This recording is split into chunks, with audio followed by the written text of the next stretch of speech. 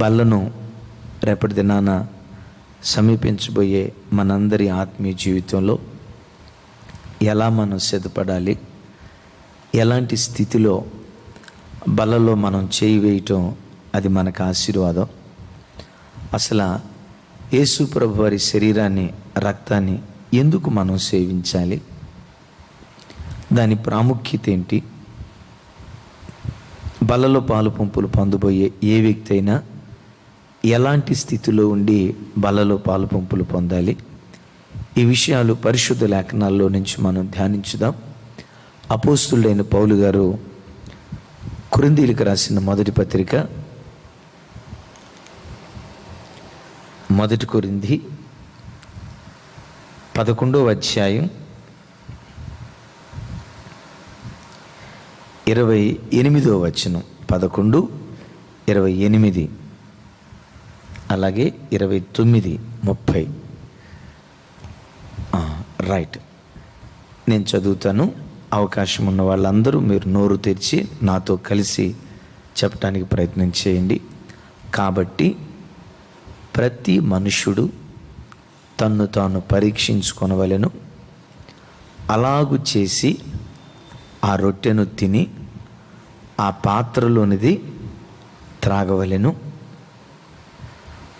ప్రభు శరీరమని వివేచింపక తిని త్రాగువాడు తనకు శిక్షావిధి కలుగుటకే తిని త్రాగుచున్నాడు.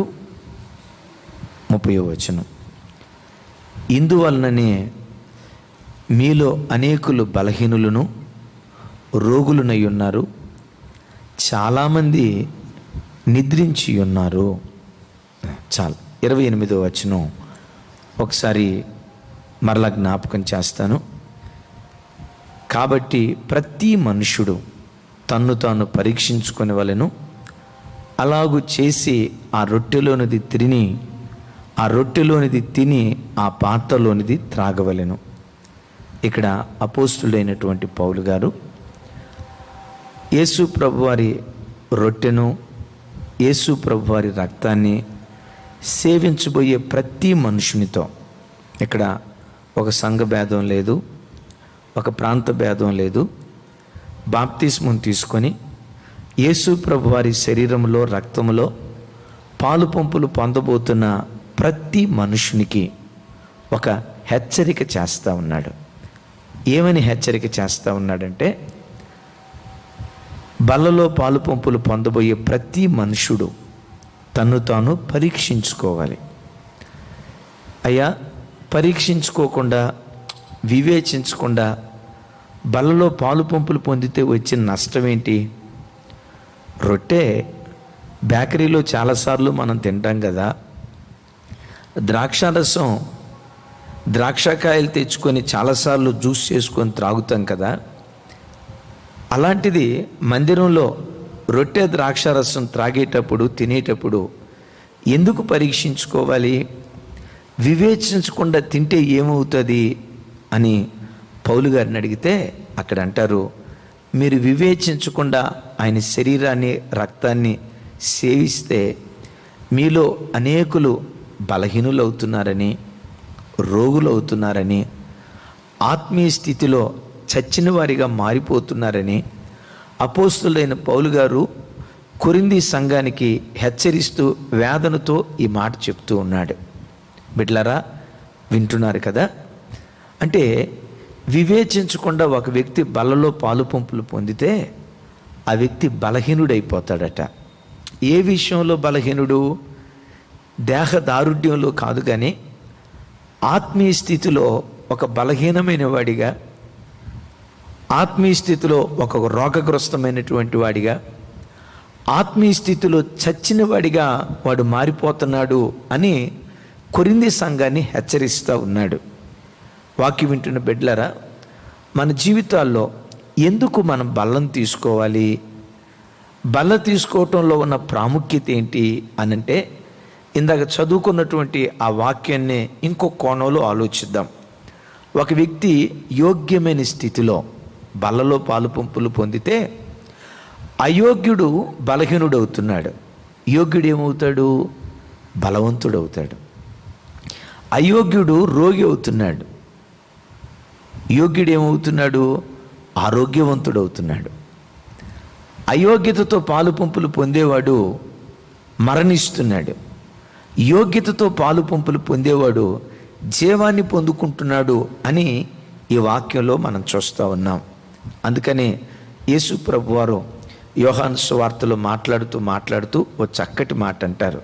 ఏమంటారంటే, నా శరీరమును తిని నా రక్తమును త్రాగువాడే జీవము గలవాడు, నా రక్తమును త్రాగకుండా నా శరీరాన్ని తినకుండా తనంతట తానే ఏ వ్యక్తి జీవము కలిగినటువంటి వాడు కాడు అని మాట్లాడతాడు.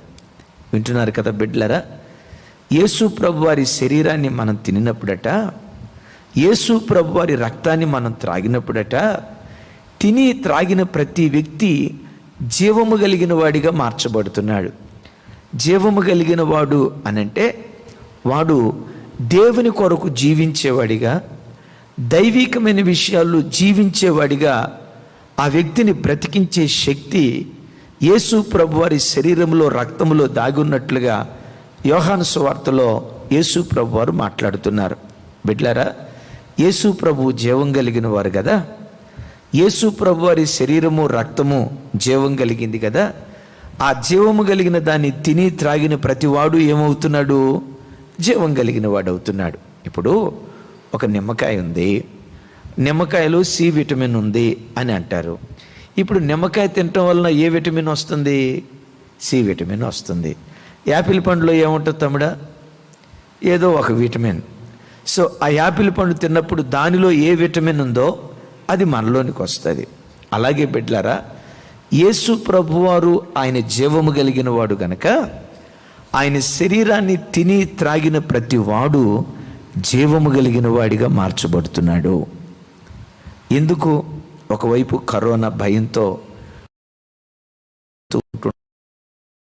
రకంగా దేవుని ప్రేరేపణను బట్టి ఈ బల కార్యక్రమం ఎందుకు ఏర్పాటు చేసాం? కాస్త రిస్క్ అయిందే, కాస్త ఇబ్బందితో కూడుకుందే, కడు జాగ్రత్త తీసుకోవలసినటువంటి పరిస్థితి ఉంది. కానీ ఈ పరిస్థితుల్లో కూడా బల కార్యక్రమం ఎందుకు ఏర్పాటు చేయటం, ఆరాధన ఎందుకు ఏర్పాటు చేయటం జరిగిందంటే ఒకే ఒక్క కారణం, ఆయన శరీరాన్ని తినాలని, ఆయన రక్తాన్ని త్రాగాలని.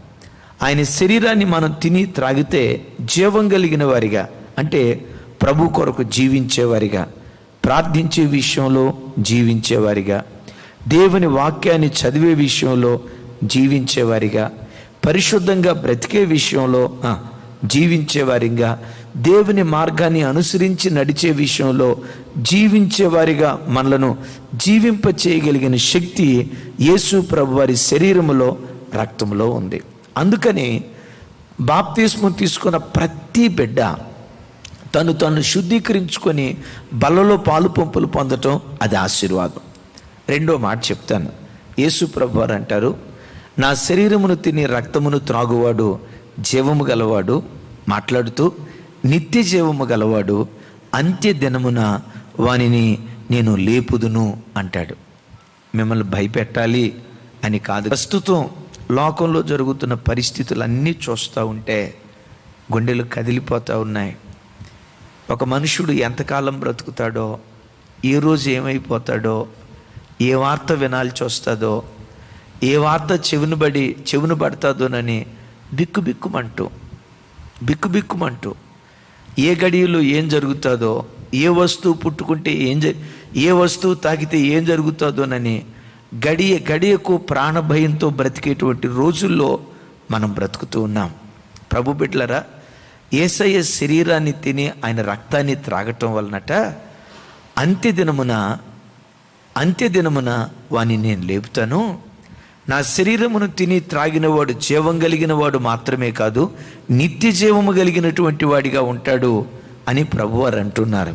ప్రభు బిడ్డలారా, నిత్య జీవానికి మన వారసులుగా మారాలి అనంటే ప్రతి వ్యక్తి బల్లలో పాలు పంపులు పొందటం అది ఆశీర్వాదం. 2 నెలలు దూరం అయిపోయాం. దేవుని మహాకృప ఈ ఆదివారం మనకు అనుకూలత ఇచ్చారు. వచ్చే ఆదివారం ఆరాధన ఉంటుందో లేదో అప్పుడే మనం చెప్పలేం. సరే, మెట్టుకు ఏదేమైనా ప్రభు బల్ల కార్యక్రమం కోసమే మనకు ఈ అనుకూలత దయచేశారు. అందుకు దేవునికి మహిమ కలుగును గాక. ఒకటి, ప్రభు కొరకు మనం జీవించాలన్నా, రెండవది నిత్య జీవానికి మనం వారసులం కావాలన్నా యేసయ్య శరీరాన్ని తిని ఆయన రక్తాన్ని మనం త్రాగేటువంటి వారిగా ఉండాలి. అయితే ఇక్కడ ప్రాముఖ్యమైన విషయం కొరింథీ సంఘంతో చెప్తాడు. కొరింథీ సంఘమా, మీరు అయోగ్యులుగా పాలు పంపులు పొందుతున్నారు, అది మీకు క్షేమం కాదు. అయోగ్యతతో ఉండి ఏముంది, రొట్టే కదా, ఏముంది మనం త్రాగే ద్రాక్షారసమే కదా, మీ ఆత్మీయ స్థితిని పరీక్షించుకోకుండా, మిమ్మల్ని గూర్చి మీరు వివేచించకుండా ఈ బలలో పాలు పంపులు పొందుతున్నారు, ఇది మీకు నష్టం కలుగుతుంది, మీరు అయోగ్యులుగా పాలు పంపులు పొందుతున్నారు. ఏడుస్తున్నాడు పౌలు గారు. బిడ్డలారా, అసలు పరిశుద్ధ లేఖనాల్లో కొరింథీ సంఘంలో ఉన్న అయోగ్యత ఏంటి, ఏ అయోగ్యతలో ఉండి వాళ్ళు బలలో పాలు పంపులు పొందారు ఇత్యాది విషయాలు మనం అర్థం చేసుకోవాలంటే అపోస్తులైన పౌలు గారు కొరింథీ సంఘానికి బహుదూరంగా ఉన్న ఆ దినాల్లో కొరింథీ సంఘములో ఉన్న పరిస్థితులన్నిటినీ పరిపూర్ణంగా ఎరిగిన కొరింథీ పట్టణ సంఘ స్థానికుడైన క్లోయే అనే ఒక ఇంటివారు అపోస్తులైన పౌలు గారి దగ్గరికి వెళ్ళారు. ఆ సంఘంలో ఉన్న బలహీనతలు, ఒక్కొక్క విశ్వాసి స్థితి, ఆ సంఘములో ఉన్న లోటుపాట్లు ఒక్కొక్కటి పౌలు గారికి తెలియచేస్తే ఆ సంగతులన్నీ మనసులో పెట్టుకొని కొరింథీ సంఘానికి వింటున్నారు కదా, ఏమని రాస్తాడంటే, అయ్యా మీరు అయోగ్యతతో ఉండి బలలో పాలు పంపులు పొందుతున్నారు, ఇదిగో మీ పరిస్థితి ఇది. అయ్యా పౌలా, ఇవన్నీ మీకు ఎట్లా తెలిసాయి అనంటే, క్లోయే ఇంటి వారి ద్వారా మీ బలహీనతలన్నీ మాకు తెలిసాయి అని. చూడండి ఆ మాట, మొదటి కొరింథీ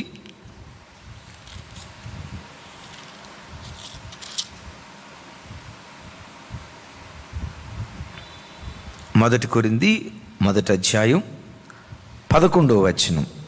నేను చదువుతాను, నాతో కలిసి అందరూ చెప్పండి. నా సహోదరులారా, మీలో కలహములు కలవని మిమ్మును గూర్చి క్లోయే ఇంటి వారి వలన నాకు తెలియవచ్చెను. అందరూ చూడండి బిడ్డలారా, ఈ విషయంలో ప్రపంచంలో ఉన్న ప్రతి సంఘం నేర్చుకోవలసిన ఒక గొప్ప పాఠం మీకు జ్ఞాపకం చేస్తాను. ఇప్పుడు ఏ సంఘంలో లోపాలు ఉన్నాయి? ఏ సంఘంలో లోపాలు ఉన్నాయి?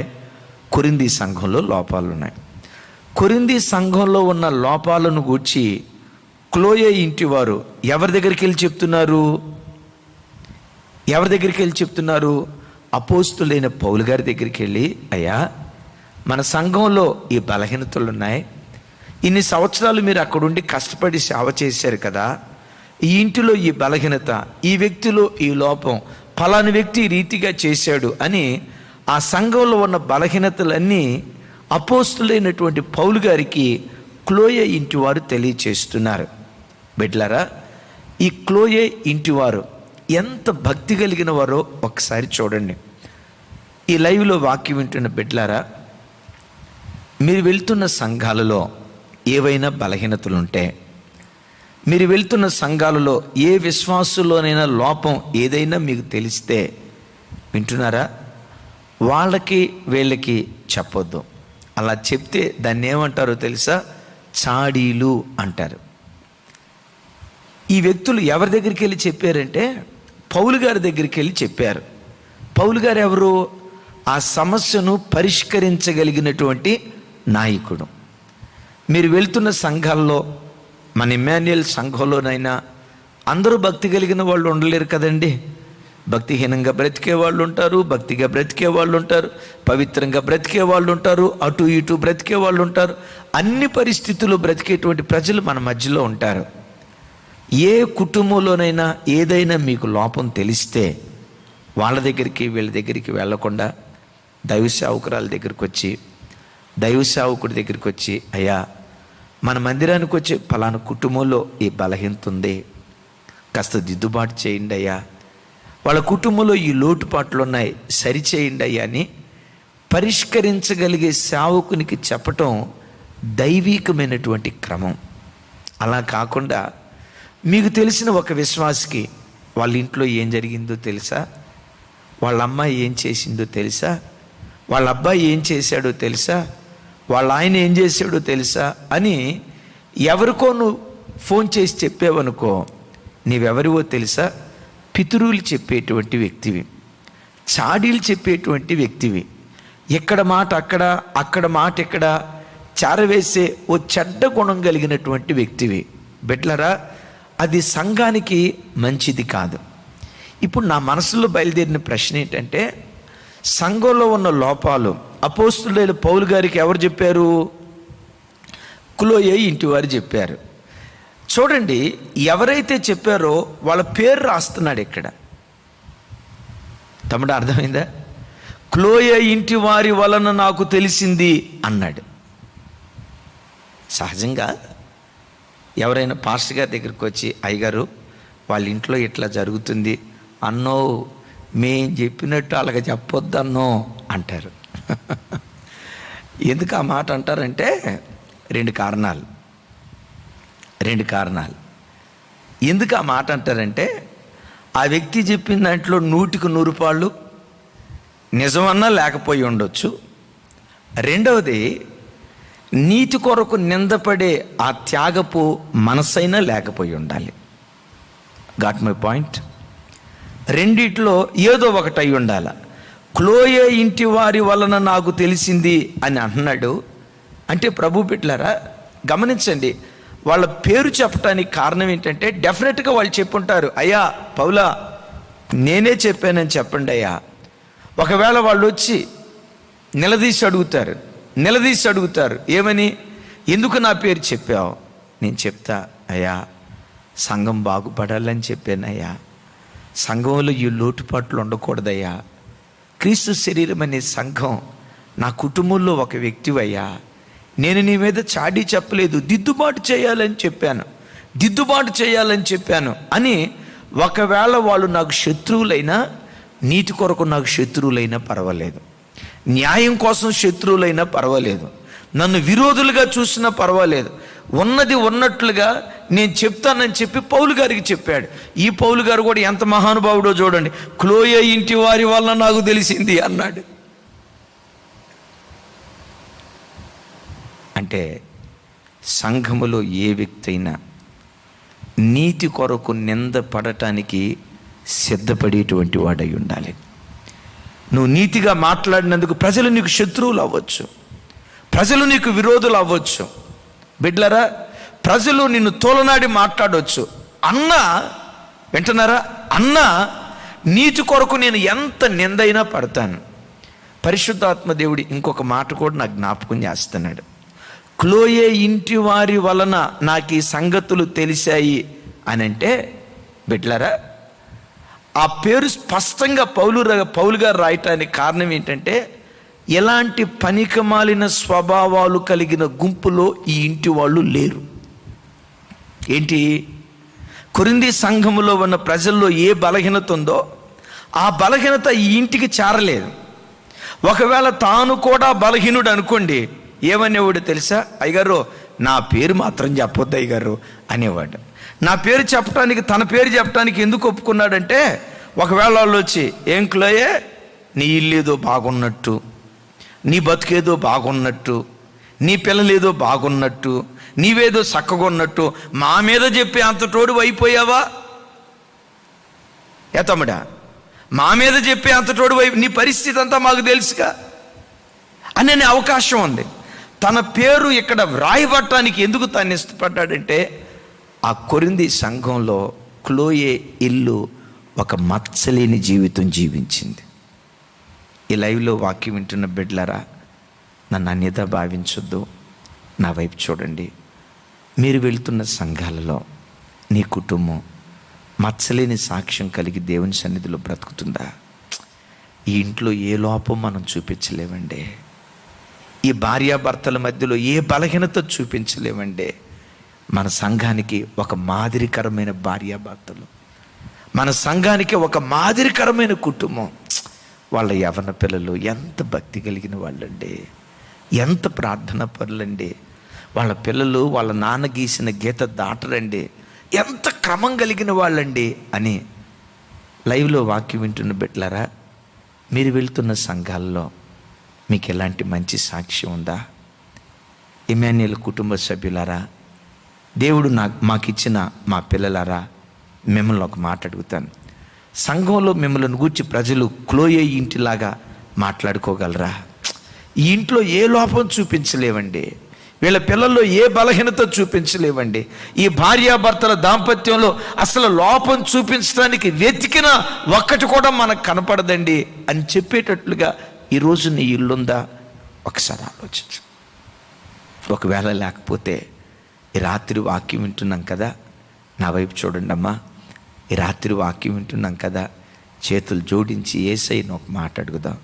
దేవా, కొరింథీ సంఘంలో క్లోయే ఇల్లు ఎలా ఉందో నా ఇంటి వారు అలా ఉండాలయ్యా.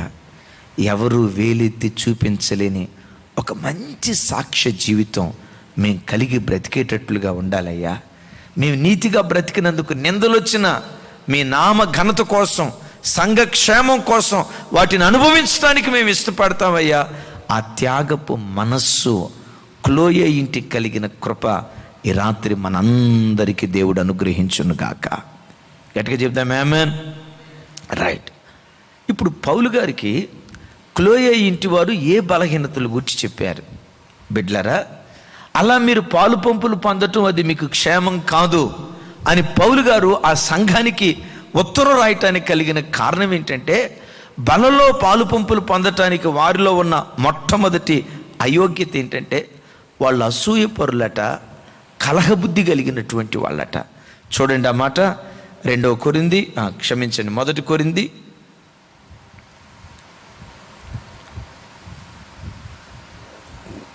3వ అధ్యాయం 3-4 వచనాలు. 3-4 వచనాలు అందరూ చూడండి. 3-4 వచనాలు. మీలో అసూయయు కలహమును ఉండగా మీరు శరీర సంబంధులై మనుష్య రీతిగా నడుచుకుని వారు కారా? రైట్. 1వ అధ్యాయం 11వ వచనం మరలా నేను చదువుతాను. నా సహోదరులారా, మీలో కలహములు కలవని మిమ్మును గూర్చి క్లోయే ఇంటి వారి వలన నాకు తెలియవచ్చును అంటాడు. ఇక అందరూ చూడండి, వాక్యం వింటున్న బిడ్డలారా, కొరింథీ సంఘంలో ఉన్న మొట్టమొదటి అయోగ్యత, బల్లలో పాలు పంపులు పొందటానికి ఉన్న మొట్టమొదటి అయోగ్యత ఏంటంటే, ఆ సంఘంలో ఒకరంటే ఒకరి మీద అసూయ. ఆ ప్రజల మధ్యలో కలహాలు ఉన్నాయట. వాక్యం వింటున్న బిడ్డలారా, ఒకవైపున కలహాలు కలిగి, అసూయ బుద్ధి కలిగి వాళ్ళు బలలో పాలు పంపులు పొందటానికి వస్తే తస్మాత్ జాగ్రత్త, అయోగ్యతతో మీరు పాలు పంపులు పొందుతున్నారు, బలహీనలు అవుతున్నారు. అయోగ్యతతో పాలు పంపులు పొందుతున్నారు, రోగులవుతున్నారు. అయోగ్యతతో పాలు పంపులు పొందుతున్నారు కనుకనే మీలో అనేకులు మరణిస్తూ ఉన్నారు. పౌలు గారు ఏడుస్తూ ఉన్నాడు. వాక్యం వింటున్న బిడ్డలారా, ఈ రాత్రి వాక్యం వింటున్న నీ జీవితంలో నీకు ఎవరి మీదైనా అసూయిందేమో, నీ ఎదుట సంఘంలో ఎవరైనా ఆశీర్వదించబడితే, నీవు బ్రతుకుతున్న సమాజంలో నీకంటే గొప్పగా ఎవరైనా బ్రతికితే లోపట అసూయపడే ఒక చెడ్డ గుణం ఒకవేళ నీ జీవితంలో ఉందేమో. ఒకవేళ సంఘంలో నీకంటే ఎవరైనా ఘనంగా వాడబడతా ఉంటే, సంఘంలో నీకంటే ఎవరైనా ఉపయుక్తమైన పాత్రలుగా సంఘంలో ఉపయోగపడతా ఉంటే, నీ ఉద్యోగ స్థలములో నీ బంధువుల మధ్యలో ఎవరైనా నీకంటే ఒక మంచి స్థితిలో నిలవబడతా ఉంటే, లోపట కుమిలిపోయే కుళ్ళుకునే ఆ అసూయ స్వభావం నీ లోపట ఉందేమో ఆలోచించు. అసూయను గురించి బైబిల్లో ఏమి రాసిందో తెలుసండి? అసూయ వలన ఎముకలకు కుళ్ళు పట్టును అని రాసింది.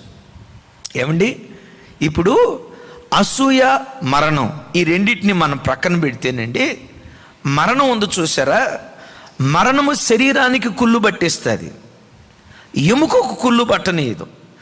మరణం ద్వారా ఎముకకు కుళ్ళు పట్టాలంటే కొన్ని లక్షల సంవత్సరాలు అవుతుంది. కొన్ని లక్షల సంవత్సరాల కాలం గడిచిన తర్వాత కానీ ఎముకలు కుళ్ళు పట్టిద్ది. విచిత్రం ఏంటో తెలుసా? మరణము ఎముకలకు కుళ్ళు కలుగు చేయలేదు కానీ అసూయ ఎముకలకు కుళ్ళు కలుగు చేస్తుందట. అంటే ఈ మాటకున్న అర్థం ఏంటి? అసూయ మరణము కంటే భయంకరమైనది. నేను మిమ్మల్ని అడుగుతాను, అసలు మరణం కంటే భయంకరమైనది ఏదండి? ఏదీ లేదు కదా. ఏ మనిషి అయినా మరణం అంటే భయంకరం అనుకుంటాడు కదా. కానీ వాక్యం ఏమంటుందో తెలుసా? అసూయ మరణము కంటే భయంకరమైనది. బిడ్లరా, సౌలు జీవితం నాశనం అయిపోవటానికి అసూయ కాదా? కయ్యూను జీవితం నాశనం అయిపోవటానికి అసూయ కాదా? ఈ లైవ్లో వాక్యం వింటున్న బిడ్లరా, ఎక్కడైనా ఎప్పుడైనా వారవలేని మనస్తత్వం, అసూయతో కూడుకున్న గుణం, లోపట కుళ్ళుకునే మనస్తత్వం ఎప్పుడైనా నీ జీవితంలో చోటు చేసుకుంటే ఈ వాక్యం వింటుండగానే అబుద్ధిహీనుని నేనేనయ్యా, అబుద్ధిహీనురాలి నేనేనయ్యా, ఎందుకో వారవలేని మనస్తత్వం నాలో ఉందయ్యా, ఎదుటోడు బాగా బ్రతికితే సహించలేని గుణం నాలో ఉందయ్యా, దేవా నన్ను క్షమించు అని పౌలు గారి ద్వారా. బిడ్లరా, ఎంత గొప్ప బోధకుడు బోధించిన సంఘములో అసూయపరులు, కలహవీరులు. నేను అప్పుడప్పుడు అనుకుంటా, అంత గొప్ప సేవకుడు స్థాపించిన సంఘంలోనే ఈ కలహవీరులు ఉన్నారంటే, నాలాంటి చోటా మోట, నాలాంటి బచ్చాగాళ్ళు, మాలాంటి చిన్న చిన్నోళ్ళు కట్టిన సంఘాల్లో ఇంకెట్లాంటి గుండెల్లో భయం. రవికుమార్ అన్న అర్థం అవుతుందా? అపోస్తులైన పౌలు గారిని మించిన ఉపదేశకుడు ఎవరున్నారండి? ఏమండి, అపోస్తులైన పౌలు గారిని మించిన వర్తమానికుడు ఎవరున్నారండి? ఇంత గొప్ప వర్తమానికుడు కట్టిన సంఘంలోనే కలహవీరులు ఉన్నారంటే, ఈ రాత్రి బిడ్డలరా, నువ్వు వెళ్తున్న సంఘంలో నువ్వెలాంటోడివి? ప్రతిదానికి ముఖం చిన్నబుచ్చుకొని, విశ్వాసుల మీద అలిగి, భర్త మీద అలిగి, భార్య మీద అలిగి, తల్లిదండ్రుల మీద అలిగి, చివరికి ప్రతిష్ఠించబడిన దైవ సేవకుల మీద అలిగి కలహబుద్ధి కలిగిన వాడివేమో. తమ్ముడా, కలహబుద్ధి నీ ఆత్మీయ జీవితానికి క్షేమం కాదు. ప్రభు పేరిట నేను మనవి చేస్తూ ఉన్నాను. ఈ కొరింథీ సంఘం ఎంత ఉపదేశాన్ని పొందుకొని ఎవరితోనైనా కలహించడానికి అంటాడు పౌలు గారి పత్రికలో మాట్లాడుతా, కొరింథీ సంఘస్థులారా, ప్రభు బలారాధనకి మీరు కూడి రావటం మేలు కాదు, అది కీడే, మీరు కలిసి రావద్దు, ఒక్కొక్కరు క్వారంటైన్లో వచ్చినట్టు రండి అంటున్నాడు. 6 అడుగులు డిస్టెన్స్ పాటించి బల తీసుకునేటప్పుడు కూడా మీరు దూరంగా రండి, ఎందుకంటే మీరు కలహించారంటే, మీరు కలిసి వచ్చారంటే అది కీడుకే కానీ మేలు కాదు అంటున్నాడు. ఆ మధ్య ఒక పాస్టర్ గారు అన్నాడు, ఏమన్నాడు తెలుసా? అయ్యగారు, నిజంగా ఈ కరోనా చాలా మంచి పని చేసింది అయ్యగారు అన్నాడు. కరోనా చాలా మంచి పని చేయటం ఏంటయ్యా అంటే అంటాడు, సంఘంలో ఎప్పుడు గొడవ అయ్యగారు, వాడట్ట అన్నాడు, ఈడట్ట అన్నాడు, ఆమె అట్ట అంది, ఏమట్ట అంది, ఆడలిగేడంట, ఈడలిగేడంట, ఆడు పార్టీ లేదని, ఈడు పార్టీ లేదని, ఆడ అవకాశం ఇట్లాంటి తలపోట్లు ఉండే అయ్యగారు 3 నెలలు బట్టి ప్రాణం ప్రశాంతంగా ఉంది అయ్యగారు అన్నాడు. తమ్ముడా, మీకేమనిపించలేదా? ఒక దైవజనుడు అంటాడు, ప్రాణం నెమ్మదిగా ఉంది అయ్యగారు, ప్రాణం నెమ్మదిగా ఉంది అయ్యగారు. అయ్యా, సంఘం మూతవేయబడింది కదా, దేవుని మందిరాలు మూతవేయబడ్డాయి కదా, మందిరంలో దీప నైవేద్యపు ఆరాధన నిరంతరం జరగాలి కదా. మరి ఎలాంటి పరిస్థితుల్లో మందిరం మూతవేయబడితే బాధ లేదా? బాధ ఉంది కానీ అయ్యగారు, ఆ బాధకు మించిన సంతోషం ఉంది అయ్యగారు నాకు. ఎందుకయ్యా మాట అంటున్నావు? రోజు ఒక్కొక్క విశ్వాసిని కూర్చున్న బాధ. వీడెప్పుడు అలుగుతాడో, వీడెప్పుడు కోపగించుకుంటాడో, వీళ్ళ మధ్య గొడవ ఎప్పుడు వస్తుందో, ఎవరు వచ్చి ఏ మాట చెప్తారో అనుక్షణం నేను భయంతో గడుపుతూ ఉన్నాను అయ్యగారు. అందుకని 3 నెలల నుంచి ఈ కంప్లైంట్లు ఏవీ లేవు. ఆడు నీడట్లా అన్నాడు, ఈ నాడు అట్లా అన్నాడు, ఏవీ లేవు. ఎందుకంటే చర్చిలకు వచ్చేవాళ్ళు లేరుగా. చాలా ప్రశాంతంగా ఆయన అంటున్నాడు, ప్రశాంతం అని అనలే పాపం అనక, చాలా ప్రశాంతంగా ఉంది అయ్యగారి ప్రాణం. ఎంత నెమ్మదిగా ఉందంటే అంత నెమ్మదిగా. నిజమే బిడ్డలారా, సేవకులు కొంతమంది కలహవీరులు, విశ్వాసులు కొంతమంది కలహవీరులు. పరిస్థితి ఏమిటంటే, ఎంత వాక్యం విన్నా ఓ రోజు యూట్యూబ్లో. బిడ్డలారా, అది పేరుగాంచిన మహా గొప్ప సంస్థ, పెద్ద మందిరం. ఆరాధన ప్రారంభమైంది. రెండో పాట. ఏ పాట పాడుతున్నారో తెలుసా? ఓ యేసు నీ ప్రేమ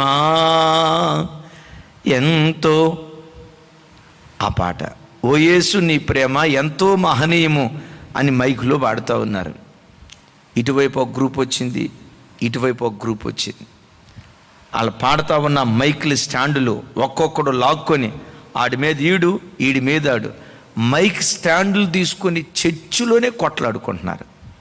ఈ పాట పాడే ఆయన ఓ యేసు నీ ప్రేమ అని పాడుతూ ఉంటే, అంటే యేసయ్య ప్రేమ ఎట్లుంటుందా?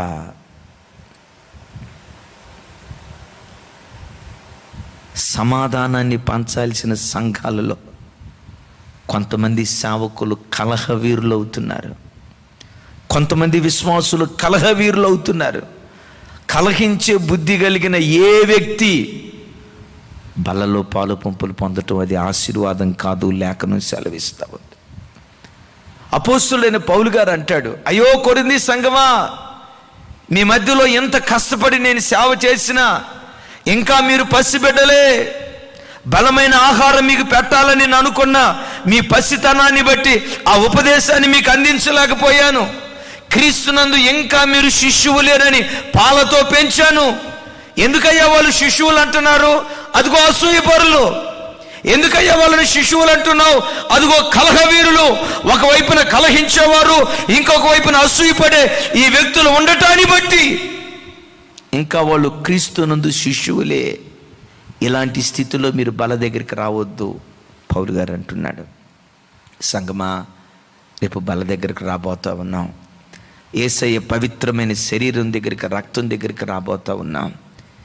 ఎవరి మీదైనా మీకు అసమాధానం ఉన్నా, ఒకవేళ మీ స్వభావమే కలహించే బుద్ధి కలిగిన వ్యక్తిత్వం అయితే, నా చేతులు జోడించి దండం పెట్టి చెప్తున్నాను, 3 నెలల తర్వాత మరలా ఆయన శరీరాన్ని సమీపించే అవకాశం దేవుడిచ్చాడు. 3 నెలల తర్వాత ఆయన రక్తాన్ని త్రాగే ఒక అద్భుతమైన కృప దేవుడు మనకిచ్చాడు. అయోగ్యతతో రాకు, యోగ్యతతో రా. ఎప్పుడైతే యోగ్యతతో నువ్వు పాలు పంపులు పొందుతావో, ఆయన శరీరము రక్తము నీలో ప్రవేశించిన తోడనే జీవము కలిగిన వాడిగా మార్చబడతాం. ఎండిన ఎముకలారా అని యెహెజ్కేలు లోయలో ఎలా కేకవేశాడో, ఎండిన ఎముకలారా మీరు లేచి నిలబడని కేకవేయటం ఆలస్యం. ఆ నోట నుంచి శబ్దం బయలుదేరిన వెంటనే ఆ ఎండిన ఎముకలు మహాసైన్యములాగా లేచి నిలవబడ్డాయి. మాంసము, నరములు, చర్మములు కప్పిన తోడనే దేవుని యొక్క జీవాత్మ వారిలో ప్రవేశించిన వెంటనే నాట్యమాడటం ప్రారంభించారు. బిడ్లరా, ఒక సేవకుని నోట నుండి బయలుదేరే మాటలోనే అంత జీవం ఉంటే, యేసయ్య శరీరంలో ఇంకెంత జీవం ఉంటుంది? యేసయ్య రక్తంలో ఇంకెంత జీవం ఉంటుంది? నమ్ముతారా? బిడ్లారా, నా వైపు చూడండి.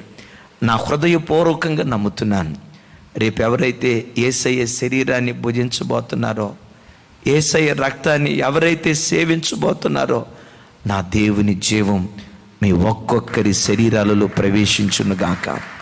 యేసుక్రీస్తు పునరుద్ధానపు ప్రభావం మీ ప్రతి నరనరాన్ని త్రాకునుగాక.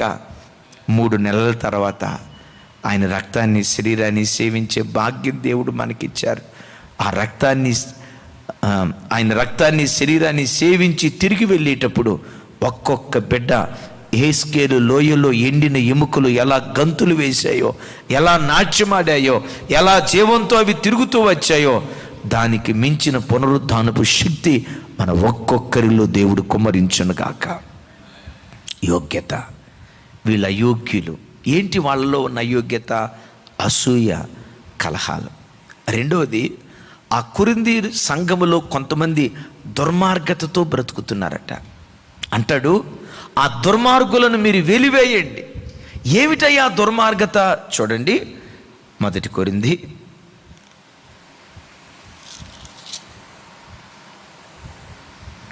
5వ అధ్యాయం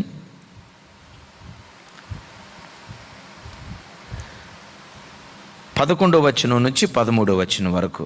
1 కొరింథీ 5వ అధ్యాయం 11వ వచనం నుండి బ్యాక్గ్రౌండ్ చేంజ్ చేయండి.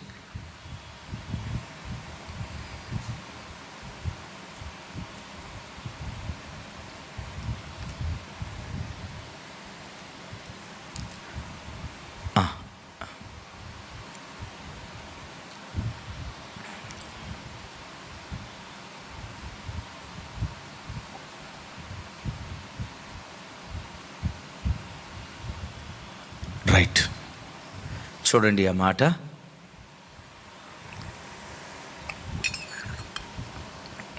ఇది చదువుకొని ప్రార్థన చేసుకుందాం.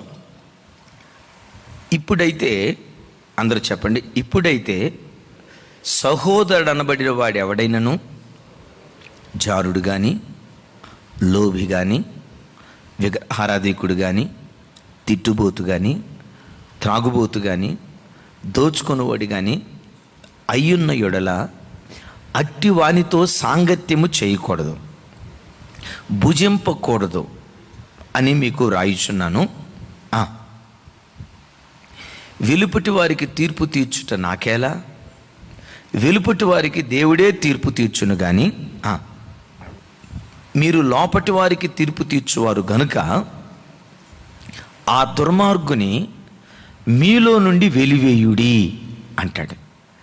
సంఘానికి పౌలు గారికి ఇస్తున్న హెచ్చరిక చాలా ఖరీదైన మాట. ఏమంటాడంటే, అయ్యలారా, సహోదరుడు అనబడిన వారిలో, సహోదరుడు అంటే ఎవరు? సహోదరుడు.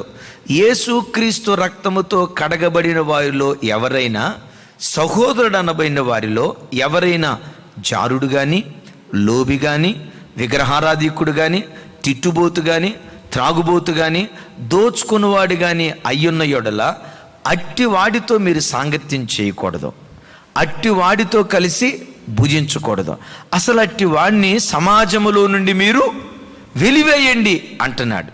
ఇప్పుడు లోకస్తుడు ఉన్నాడు. లోకస్తుడు తాగుబోతాయి, తిరుగుబోతాయి, తిండిపోతాయి, తిట్టుబోతాయి, అలా బ్రతికాడు, జారుడిగా బ్రతికాడు. వాడితో స్నేహం చేస్తే ప్రమాదం లేదు, వాడితో స్నేహం చెయ్యకూడదు అని అంటే అసలు లోకంలో మనం బ్రతకటానికి అవకాశం లేదంటాడు పౌలు గారు ఇక్కడ. అయితే లోకస్తుల్లో, మందిరానికి రాని వారిలో, వాక్యం తెలియని వారిలో ఎవడైనా జారుడు, దొంగ, లోబి, విగ్రహార ఇలాంటి వాడు ఎవరైనా ఉన్నారంటే ఆ వ్యక్తితో కొన్ని పరిస్థితులను బట్టి కలిసి మార్కెట్కి వెళ్ళొచ్చు, పర్చేజింగ్ చేయొచ్చు, కలిసి ఉద్యోగం చేయొచ్చు. కానీ సహోదరుడు అనబడిన వారిలో, సంఘానికి వచ్చే వారిలో ఎవరైనా జారత్వం చేస్తూ ఉంటే వాళ్ళతో కలిసి భుజించొద్దు, వాళ్ళతో కలిసి సహవాసం చేయొద్దు అంటాడు. ఇక్కడ ఆ దుర్మార్గుణ్ణి సంఘములో నుండి మీరు వెలివేయండి అంటాడు. ఇక్కడ 6 ప్రాముఖ్యమైన విషయాలు చెప్తాడు. బిడ్డలారా, జ్ఞాపకం చేస్తాను. యేసుక్రీస్తు రక్తముతో కడగబడిన ఏ వ్యక్తి అయినా తన రక్షణను కాపాడుకునే విషయంలో, ఆ రోజుల్లో కొరింథీ సంఘములో రక్షణ పొందిన వారిలో కొందరు జారులుగా బ్రతుకుతున్నారట. వాక్యం వింటున్న బిడ్డలారా, మీరు వెళ్తున్న సంఘాలలో ఒకవేళ ఇమ్మాన్యుయేల్ పరిచర్యలో సంఘానికి వచ్చే ఏ వ్యక్తి అయినా జారుడుగా బ్రతుకుతూ ఉంటే ప్రభు పేరిట మనవి చేస్తూ ఉన్నాను, అలాంటి వాడిని పలకరించొద్దు, వాక్యం అంటుంది. అలాంటి వాడితో సహవాసం చేయొద్దు, వాక్యం ఉంటుంది. అలాంటి వాడితో కలిసి భోజనం చేయొద్దు, వాక్యం ఉంటుంది. వాక్యం ఏమంటుందో తెలుసా? అసలు ఆ వ్యక్తిని సంఘములో నుండి, ఆ దుర్మార్గుణ్ణి వెలివేయండి అని అంటున్నాడు. ఒకవైపున ఆ సంఘంలో కొందరు జారులుగా బ్రతుకుతున్నారు. రెండవది చూడండి, కొందరు జారులుగా బ్రతుకుతున్నారు, ఇంకొందరు విగ్రహారాధికులుగా బ్రతుకుతున్నారు. వింటున్నారా? కొందరు జారులుగా బ్రతుకుతున్నారు, ఇంకొందరు లోభిలుగా బ్రతుకుతున్నారు. చూడండి, తీసేయండి. రెండవది లోభిగా బ్రతుకుతున్నారు. లోభి అంటే పిసినారితనం కలిగినటువంటి వాడు. బిడ్డలారా, డబ్బు విషయంలో జాగ్రత్త ఉండాలి కానీ పిసినారితనం ఉండకూడదు. బైబిల్ ఏమని రాస్తుందో తెలుసా? లోభులకు పరలోక రాజ్యం లేదట. నా వైపు చూస్తున్నారా? లోభులకు పరలోక రాజ్యం లేదట. అంటే ఈ మాటకున్న అర్థం ఏంటి? ఒక వ్యభిచారికుడికి పరలోకం లేదు, ఒక దొంగకు పరలోకం లేదు, ఒక నరహంతకుడికి పరలోకం లేదు. ఈ పాపాల సరస్సుని దేని చేర్చాడు? లోభత్వాన్ని కూడా చేర్చాడు. వింటున్నారా? పిసినారితనం అనేటువంటి లోభత్వం ఏ వ్యక్తిలో ఉన్నా ఆ వ్యక్తి పరలోక రాజ్యానికి యోగ్యుడు కాదు అని దేవుని వాక్యం అంటుంది. కొంతమంది లోభులు ఉంటారు బిడ్లరా. భార్య సరుకులు కొనేటప్పుడు కూడా అంత కందిపప్పు ఎందుకయింది, అంత నూనె ఎందుకు పోసావు, నూనె ఇంతకు కూరలో పోస్తున్నావా, నువ్వు తాగుతున్నావా? వింటున్నారా? ఏమంటే జాగ్రత్త ఉండాలి, నేను కాదంటలేదు. జాగ్రత్త వేరు, లోభత్వం వేరు. ప్రతి దానికి పేనాసితనం, పిసినారితనం చేసేవాడు గమనించండి, వాక్యం అంటుంది అది దేవుని బిడ్డలకు యోగ్యమైనటువంటిది కాదు. దేవుని యొక్క వాక్యం అంటుంది జాగ్రత్త వేరు, పిసినారితనం వేరు. ఈ పిసినారితనం కలిగిన వ్యక్తి కూడా చివరికి వచ్చేసరికి, దేవుని దగ్గరికి వచ్చేసరికి కూడా పిసినారితనం చేస్తాడు. దశంభాగం దేవునికి ఇవ్వగలిగే స్థితిలో ఉంటాడు. పొరపాటున దేవుని మందిరంలో ఒక 10 రూపాయలు కానుకేసేటప్పుడు 1కి 10 సార్లు ఆలోచిస్తాడు. ఒకవేళ కానుకల పేట దగ్గర నిలబడితే జేబులో చేయి పెట్టి కాగితాలకి చెమటలో పుట్టిస్తాడు. ఎందుకో చెప్పమంటారా? ఈ కొత్త నోట్లు వచ్చిన తర్వాత 10 రూపాయల కాగితం ఏదో, 20 రూపాయల కాగితం ఏదో, 100 రూపాయల కాగితం ఏదో తెలియదు. జేబులో చేయి పెట్టి కాగితాలకి చెమటలో పుట్టిస్తాడు, నలిపొదిలి పెడతాడు. ఆ కాగితాలు అంటాయి, ఒరే దిక్కుమాలినోడా, ఒక 100 రూపాయల కాగితం దేవుని మందిరంలో కానికేటకి నీ సొమ్మేం పోదరా. చికెన్ షాప్ కూడా బాగానే ఖర్చు పెడతావు, మటన్ షాప్ కూడా బాగానే ఖర్చు పెడతావు, నీ లగ్జరీస్ దగ్గర బాగానే ఖర్చు పెడతావు. చూడు ఎక్కడ లోభత్వం.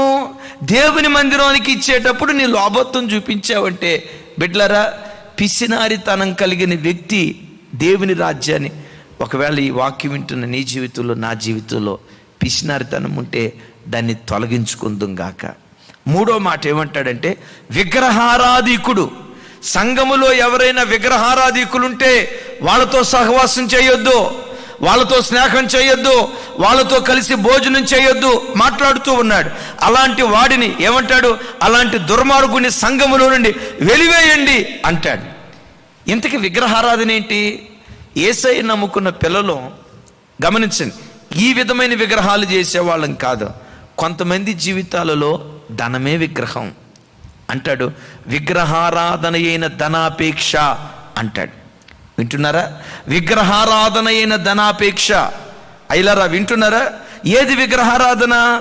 ధనాపేక్ష సంబంధమైన మనస్సు. కూర్చున్న డబ్బు, లేచిన డబ్బు, త్రోవన వెళ్తా ఉన్న డబ్బు, ఇక వాడికి 24 గంటలు డబ్బు డబ్బు డబ్బు డబ్బు డబ్బు డబ్బు. ఆ మధ్య ఒక ఆయన అన్నాడు, ఈ మధ్య ప్రజల గుండెట లబ్డబ్ అంటలేదట. వింటున్నారా? లబ్డబ్ అంటలేదట. ఈ మధ్య అందరి గుండె డబ్బు డబ్బు డబ్బు డబ్బు డబ్బు డబ్బు డబ్బు డబ్బు. వాడు విగ్రహారాధికుడు. వాక్యం అంటుంది, ఏ విగ్రహారాధికుడు పరలోక రాజ్యాన్ని చేరలేడు. దేవుని వాక్యం అంటుంది.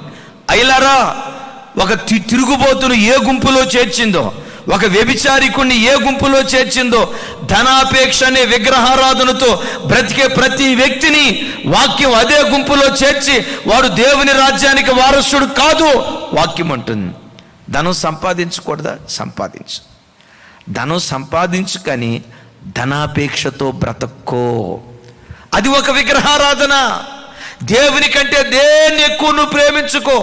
అబ్రహమా, నీ ఒక్కగానొక్క కుమారుణ్ణి నీవు ప్రేమించి ఇస్సాకును నాకు బలిగా ఇవ్వంటే, అయ్యా ఇస్సాకును ప్రేమిస్తున్నాను, నిజమే, మీరన్నది నేను కాదన్నా, ఇస్సాకును ప్రేమిస్తున్నాను, కానీ మీకంటే ఎక్కువ కాదు కదయ్యా. ప్రేమిస్తాను నా కొడుకుని. ఎవరిని ప్రేమించినా మీ తర్వాతే. మొదటి స్థానం మీది. తమ్ముడా, పొద్దున్నే లేవటంతో మైకేల్ అని అనొద్దు. లేవటంతో యేసయ్యా మరో నూతన దినం ఇచ్చావు, నీ కొందనాలు. అమ్మాయో రా, నీ ముఖం చూడాలి, అమ్మాయి ముఖం చూడొద్దు. వింటారా? తమ్ముడా అమ్మ ప్రైజ్ ఎక్కడున్నావు రా, నీ ముఖం చూడాలి, వాళ్ళ ముఖం చూడొద్దు. మొదటి స్థానం అది దేవుని దయ్యుండును గాక. దేవునిది కాకుండా దేవుని స్థానములో ఎవరు కూర్చున్నా, అది ఉద్యోగమే అయినా, అది వ్యాపారమే అయినా, అది పిల్లలే అయినా, ఇల్లు అయినా, భార్య అయినా, ప్రపంచంలో ఏదైనా దేవుని స్థానాన్ని దొంగిలిస్తే అది విగ్రహారాధన.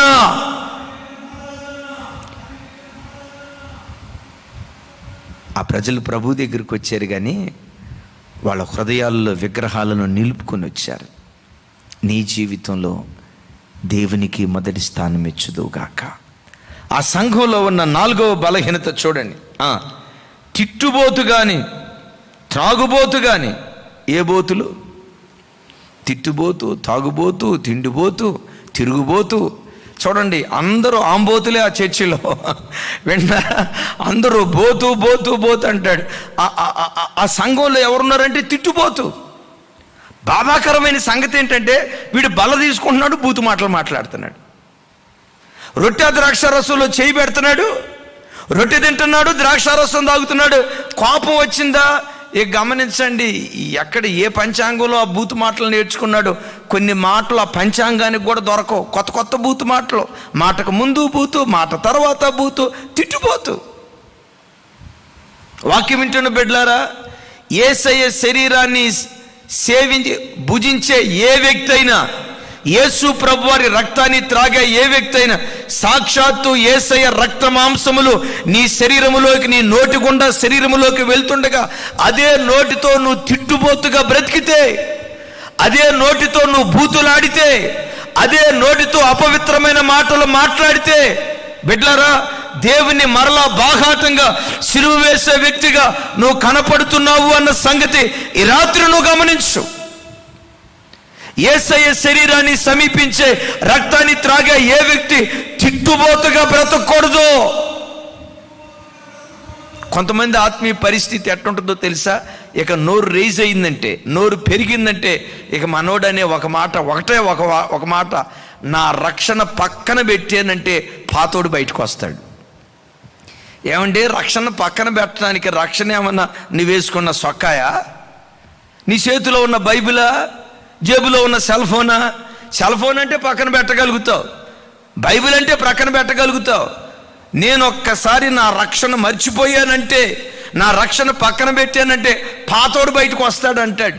బిడ్డలారా, జ్ఞాపకం చేస్తాను, యేసు ప్రభు వారి రక్త మాంసాలలో పాలిభాగస్తుడయ్యే ప్రతి వ్యక్తి నాలుకను స్వాధీనపరుచుకునేవాడై ఉండాలి.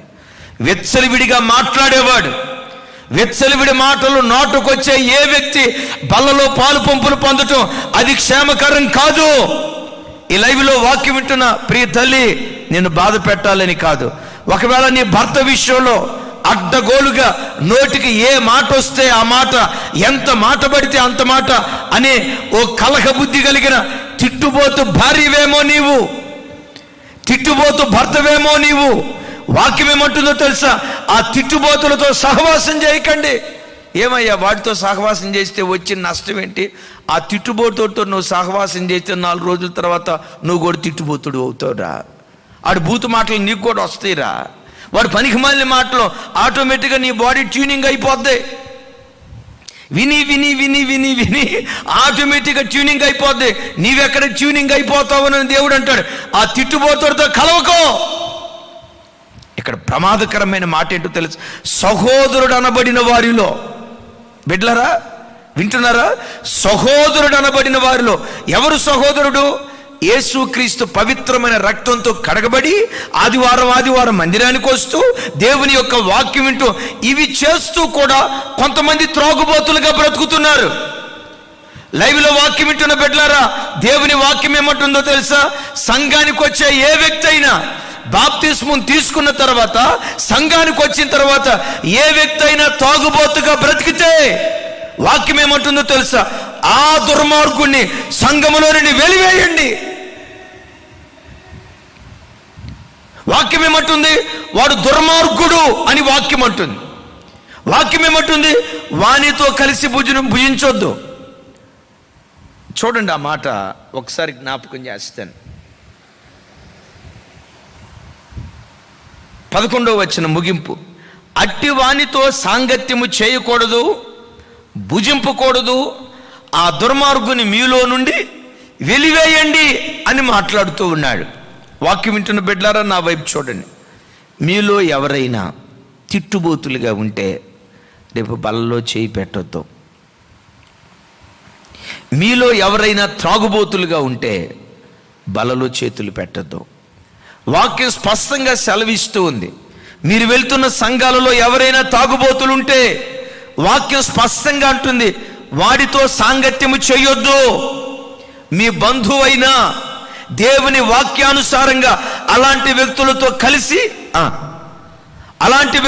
కలిసి భోజనం చేయొద్దు. మరి ప్రమాదకరమైన మాట, ఆ దుర్మార్గుణ్ణి మీ ఇంటికి రాకుండా వెలివేయండి. ఆ త్రాగుబోతు వ్యక్తిని సంఘానికి రాకుండా సంఘములో నుండి వెలివేయండి. అన్యజనుడు తాగిన స్థితిలో మందిరానికి వస్తే వాణ్ణి వెలివేయొద్దు. సహోదరులు అనబడిన వారిలో యేసుక్రీస్తు రక్తముతో కడగబడి బాప్తిస్మం తీసుకొని మందిరానికి వచ్చిన వారిలో ఎవరైనా త్రాగుబోతులుగా బ్రతికితే ఆ త్రాగుబోతును మందిరానికి రానియొద్దు. ఆ వ్యక్తిని మందిరంలో నుండి వెలివేయండి. దేవుడు మాట్లాడుతున్నాడు. వాక్యం వింటున్న బిడ్డలారా, దేవుడు ఆ వ్యక్తికి ఏమని, ఇక్కడ పౌలు గారు ఏమని పేరు పెట్టాడంటే ఆ దుర్మార్గుణ్ణి అంటాడు. ఈ రాత్రి వాక్యం వింటున్న నీ జీవితంలో నీవే స్థితిలో ఉన్నావు ఒకసారి ఆలోచించు. ఆఖరి మాట పౌలు గారు అక్కడ చెప్తూ దోచుకునేవాడైనా, ఏం చేసేవాడట? దోచుకునేవాడు అనంటే ఇక్కడ 2 మాటలు చెప్తాను. కొంతమంది లంచాల ద్వారా ఇతరుల కష్టార్జితాన్ని దోచుకుంటారు. ఇంకొంతమంది వడ్డీ వ్యాపారం ద్వారా ఇతరుల కష్టార్జితాన్ని దోచుకుంటారు. ఇంకొంతమంది స్వయాన దొంగలుగా మారి దొంగతనం చేసి ఇతరుల కష్టార్జితాన్ని దోచుకుంటారు. ఈ 3 గుంపుల్లో ఉన్న ఏ వ్యక్తి అయినా బలలో పాలు పంపులు పొందటం మేలు కాదు, దేవుని యొక్క వాక్యం అంటుంది. ఎవరెవరు దోచుకునేవారు? ఎవరయ్యా దోచుకునేవారు? ఇతరుల కష్టార్జితాన్ని ఎలా దోచుకుంటున్నారు? కొంతమంది ఏమో లంచాలు తీసుకొని దోచుకుంటున్నారు, ఇంకొంతమంది ఏమో వడ్డీ వ్యాపారానికి ఇచ్చి దోచుకుంటున్నారు, ఇంకొంతమంది ఏమో దొంగలుగా మారి వాళ్ళ కష్టార్జితాన్ని దోచుకుంటున్నారు. పౌలు గారు అంటాడు, కొరింథీ సంఘమా, మీలో కొందరు అట్టి వారిగా ఉన్నారు. ఆ స్థితిలో మీరు బల్లలోకి రావద్దు, అది మేలు కాదు. మిమ్మల్ని మీరు శుద్ధీకరించుకొని యోగ్యమైన జీవితంతో మీరు బల్లలో పాలు పంపులు పొందితే, అంటాడు ప్రభు, నా శరీరమును తిని నా రక్తమును త్రాగువాని యందు నేను నివసిస్తాను, అతడు నా యందు నేను వాని యందు నివసిస్తాను అంటాడు. ఒక అద్భుతం. ఆయన శరీరం మన లోపలికి వెళ్ళటంతో, ఆయన రక్తం మన లోపలికి వెళ్ళటంతో, యోహాను సువార్తలో ప్రభు చెప్పిన మాట, ప్రభు ఆత్మస్వరూపిగా మనలో ఉంటారట, మనము ఆయనలో ఉంటామట, ఆయనలో మనలో ఆయన, ఇద్దరము ఏకమై ఆయన శరీరాన్ని త్రాగిన ప్రతి వ్యక్తి ఆయనలాగా భూమి మీద బ్రతికే కృప యేసు ప్రభు వారి రక్త మాంసాలు మనకిస్తాయి. బిడ్డలారా, ఎంత గొప్ప భాగ్యం! ఆయన శరీరం మనకి ఇవ్వబోతూ ఉంటే ఎందుకు మనం అయోగ్యతతో పాలు పంపులు పొందుదాం? అసూయుందా? ఈ రోజుతో వదిలేద్దాం. ఎవరి మీదైనా కలహం ఉందా? ఈ రోజుతో వదిలేద్దాం. ఒకవేళ జారుడిగా బ్రతికావా? ఈ రోజుతో వదిలే. లోభిగా బ్రతుకుతున్నావా? లోభత్వాన్ని వదిలే. దొంగగా దోచుకునేవాడిగా బ్రతుకుతున్నావా? ఈ రోజు నుండి వదిలే. తిట్టుబోతుగా తాగుబోతుగా బ్రతుకుతున్నావా? ఈ రోజు నుండి వదిలే. అయ్యా, 3 నెలల తర్వాత మీ రక్త మాంసాలు సమీపించే భాగ్యం నాకు ఇచ్చావు, మీ సన్నిధికి రాబోతున్నానయ్యా, నన్ను అంగీకరించు. ఈ రాత్రి నన్ను శుద్ధీకరించి యోగ్యమైన వాడిగా మీ బలలో చేయి వేయటానికి నన్ను బలపరచయ్యా. ప్రార్థన చేసుకుందాం. అటు కృప దేవుడు మనందరికీ దయచేయును గాక.